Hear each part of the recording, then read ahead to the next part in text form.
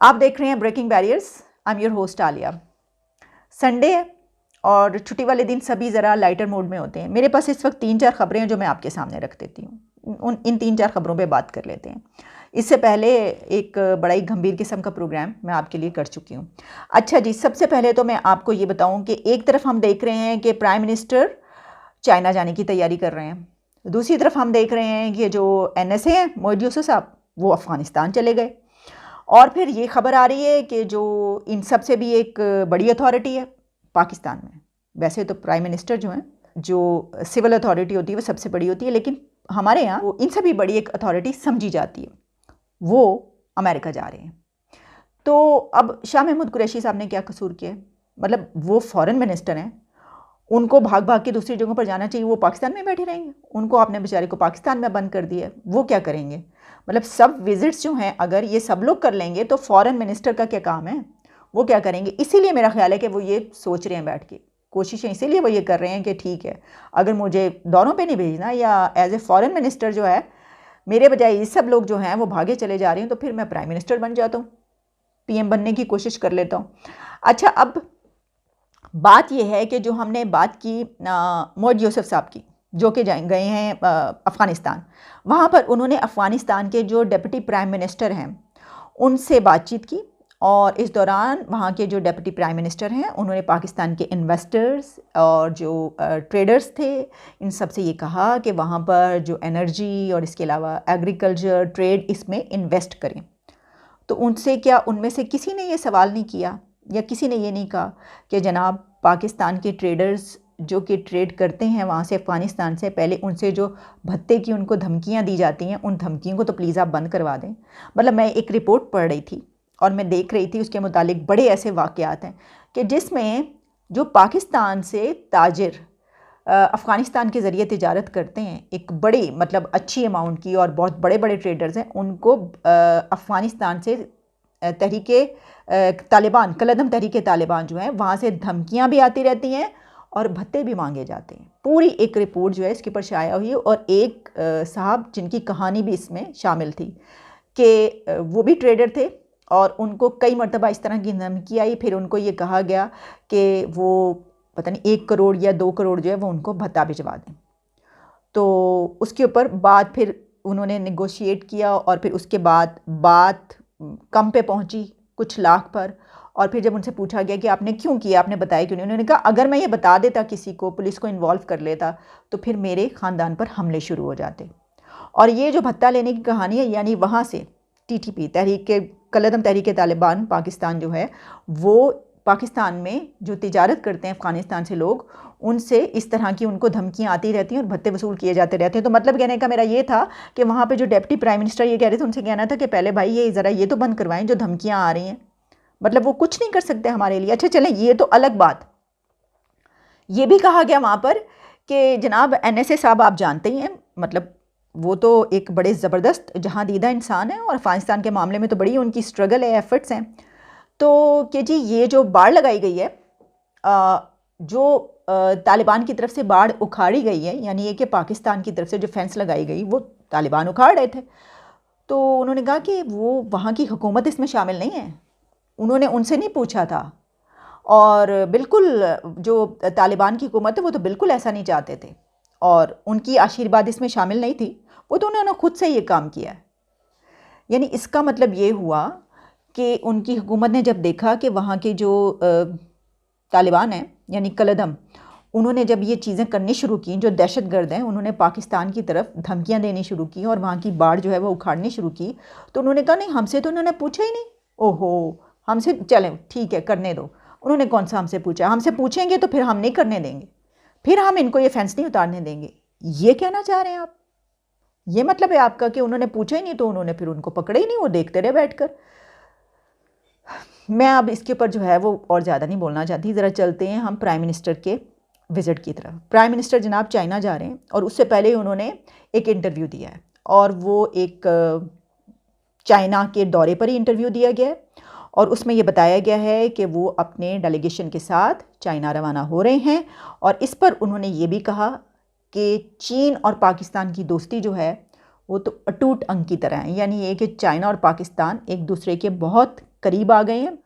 और ये जो कुर्बत है ये सी पैक की वजह से हुई है। उन्होंने कहा कि सी पैक ने पाकिस्तान और चीन को एक दूसरे से करीब किया है, और सी पैक के जो सेकंड फेज़ होगा उसमें सनत और ज़राअत पर तवज्जो दी जाएगी। अच्छा, पहले तो उनसे ये सवाल कर रहे हैं हम कि जो पहला मरहला था, यानी जो 3 साल ये गुजरे हैं, इसमें किस चीज़ पे तवज्जो दी गई है। तो मतलब ये जो कुर्बत की बात हो रही है पाकिस्तान और चीन के बीच, वो जो एक दासू का मामला हुआ है उसके बाद भी वो कुर्बत जो है बरकरार है। और अगर ये इतना ज़्यादा दोनों कंट्रीज़ आपके दौर में, यानी इस दौर में, इस 3 साल दौर में अगर ये दोनों कंट्रीज़ इतने ज़्यादा एक दूसरे के करीब आ गए हैं, तो फिर सी पैक को ये क्यों कहा जा रहा है कि बंद पड़ा है, कोई काम ही नहीं हो रहा। मतलब खुशी में बंद कर दिया उसको, कोई काम नहीं हो रहा। और दूसरी एक और बात कि ये कहा गया कि सेकंड फेज़ में जो है हम एग्रीकल्चर और जो इंडस्ट्री है उस पर तवज्जो देंगे। तो सेकंड फेज़ कौन सा, यानी आपके ये वाले 2 साल या वो जो अगले 5 साल आप मांग रहे हैं वो वाले, इस पर भी आपने वजाहत नहीं फरमाई। अच्छा, फिर उनका ये कहना था, देखिए अब कश्मीर का नाम हम ना लें कैसे हो सकता है, कश्मीर का नाम लेना तो बहुत ही ज़रूरी होता है, आप जानते हैं। उन्होंने कहा जनाब कि मकबूजा कश्मीर में जो है वो भारत इंसानी हकूक़ की जो है वो पामाली कर रहा है। और उन्होंने कहा कि जो 90 लाख अफराद हैं वहाँ पे कश्मीरी, वो बदतरीन ज़िंदगी गुजारें और बिल्कुल एक खुली जेल की तरह है वो।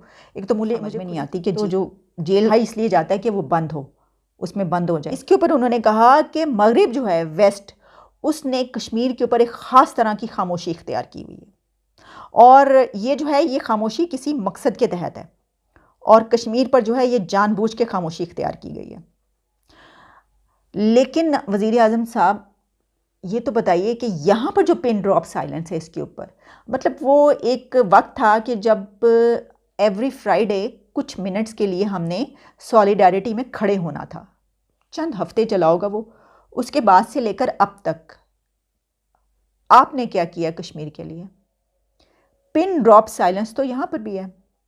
हाँ, जब ऐसा कोई मौका आता है तो आप बोल देते हैं और आप इल्ज़ाम लगा देते हैं वेस्ट पर। अच्छा, वेस्ट को आप कहते हैं कि एब्सोल्युटली नॉट, फिर आप तो समिट पे भी नहीं जाते। लेकिन आपकी ये ख्वाहिश है कि वेस्ट आपके लिए कश्मीर के ऊपर आवाज़ उठाए। ये बड़ी अजीब बात नहीं है? वैसे हम किस किस्म की मिट्टी से बने हैं, मुझे तो समझ में नहीं आती समटाइम्स कि मतलब हम क्या हैं कि हम ये कह रहे हैं कि वेस्ट तो है ही बहुत बुरा भाई, वो तो एजेंट है, मतलब क्या क्या कुछ नहीं है, वो यहूद व नसारा सब कुछ। और एब्सोल्युटली नॉट, कोई अड्डे नहीं दे रहे हम, भागो यहाँ से, कोई हम तुम्हारी समिट में नहीं आ रहे। तुम हो कौन चीज़ भाई, सुपर पावर कहाँ से आ गया, असल ताकत तो हमारे पास है। उसके बाद कहते हैं कि ये देखें कश्मीर में जो कुछ हो रहा है वेस्ट आवाज़ नहीं उठा रहा, देख लें, ख़ास मकसद के तहत इनकी खामोशी है। आखिरी बात मैं करूँगी, हरीम शाह के साथ FIA ने बहुत ही बुरा किया है और बिल्कुल उसको ऐसा नहीं करना चाहिए था।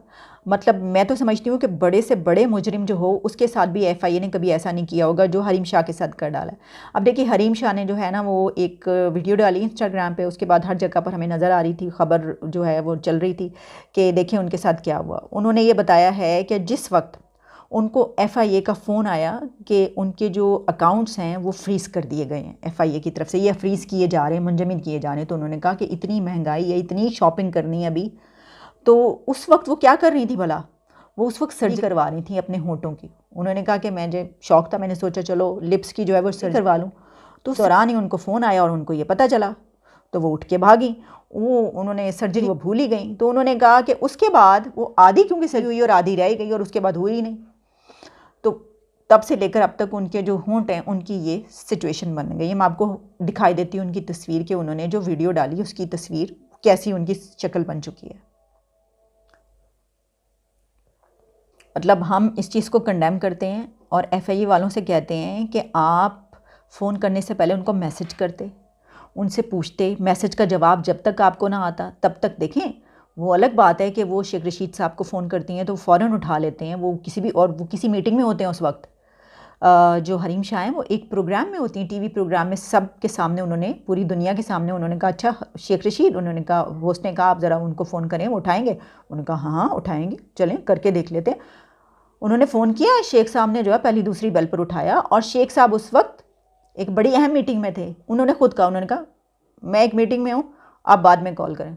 उन्होंने कहा नहीं मैं अभी बात करनी हूँ, हैं नहीं मैंने कहा ना मैं बाद में कॉल, यानी तो जिस शख्स को, यानी ये कि हरीम शाह वज़ीर दाखिला को कितने धड़ल्ले से कॉल करती हैं और उनकी कॉल उठाते हैं, उस हरीम शाह को FIA ने पहले बताए बगैर और मैसेज किए बगैर फ़ोन कर दिया। तो फिर तो ये हो नहीं था, तो ये हो गया।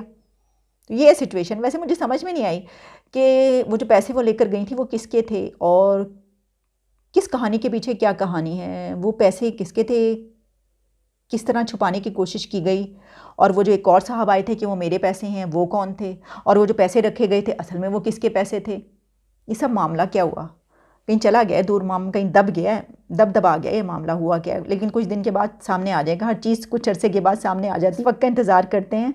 मुझे इजाज़त दीजिए, दोबारा मुलाकात होगी आपसे। Take care and good bye.